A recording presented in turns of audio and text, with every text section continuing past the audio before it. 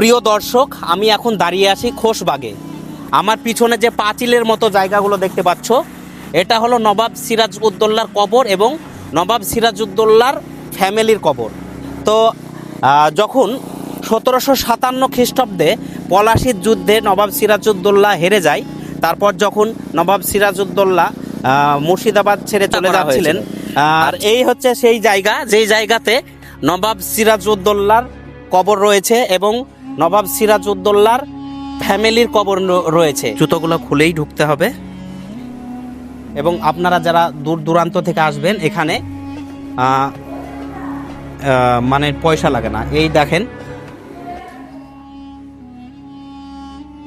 এই হচ্ছে নবাব সিরাজউদ্দৌলার কবর। এইটা হচ্ছে নবাব সিরাজউদ্দৌলার কবর এবং ওনার স্ত্রীর কবর হচ্ছে এই দিকটায়, এই পিছনে মানে নিচে। এবং